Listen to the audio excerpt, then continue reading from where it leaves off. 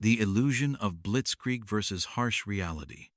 Hitler planned to defeat the Soviet Union in a matter of months, ideally by the end of 1941.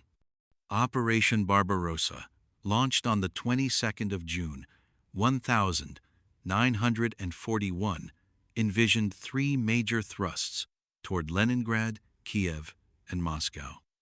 The German High Command mistakenly believed that a swift, overwhelming strike would destroy the Red Army and bring down the Soviet regime.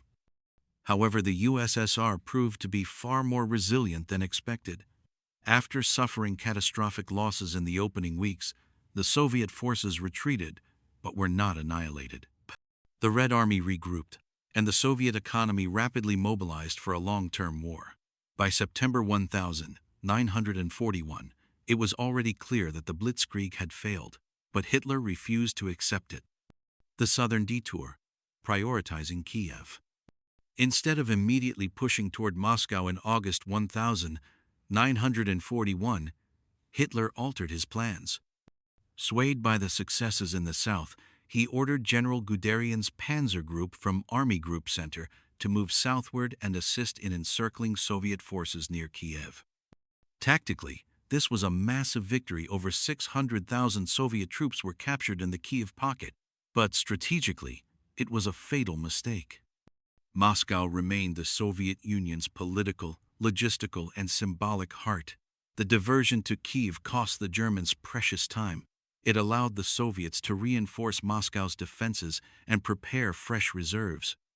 Time and weather. The deadly Russian climate. After capturing Smolensk in July and winning in Kiev, the Germans launched Operation Typhoon only in early October. They still hoped to seize the Soviet capital before winter set in. But the infamous Russian autumn, the Rasputitsa, began by mid-October. Dirt roads turned into seas of mud. Tanks and trucks were immobilized. Supplies were delayed. As temperatures dropped toward 20 to 30 degrees Celsius by December, the Wehrmacht, poorly equipped for winter warfare, began to falter. German soldiers had no winter uniforms. Many wrapped themselves in newspapers or rags. Engines failed to start. Meanwhile, Soviet forces were far better prepared for the climate. Soviet resistance and mass mobilization. Despite staggering early losses, the USSR managed to mobilize millions. Over 16 million people were drafted into the Red Army. Hundreds of factories were relocated east of the Urals and continued producing weapons and equipment.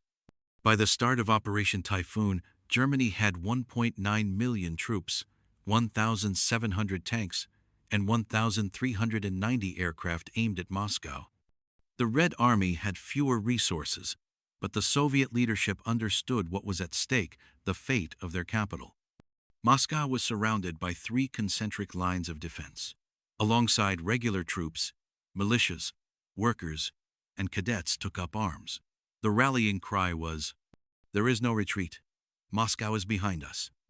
Intelligence and the partisan war. Soviet partisans and intelligence played a key role in slowing the German advance. They sabotaged railroads, destroyed supply lines, and attacked rear units. One of the most critical moments came thanks to Soviet spy Richard Sorge, who informed Stalin from Tokyo that Japan would not attack the USSR in the near future.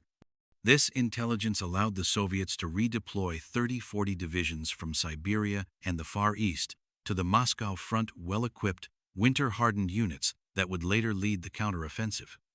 Underestimating the Red Army. Hitler and many in the Wehrmacht believed that the Red Army would collapse under pressure. They assumed that Soviet morale was broken and that organized resistance would cease. They were wrong. Despite the odds, Soviet troops held the line. Even units surrounded or short on supplies refused to give up. Soviet commanders pulled every available resource to defend the city, including transferring units from other fronts and holding reinforcements in reserve for critical moments. The Wehrmacht's leadership was fragmented. Top generals like Guderian, Halder, and Bock frequently disagreed with each other and with Hitler. The Führer's direct interference only made things worse. He insisted on offensives when none were feasible. and forbade retreats even when they were tactically necessary. This led to avoidable casualties, exhausted units, and a rapid decline in morale.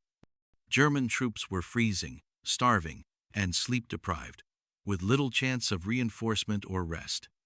On the 5th of December, 1941, the Red Army launched a massive counteroffensive near Moscow.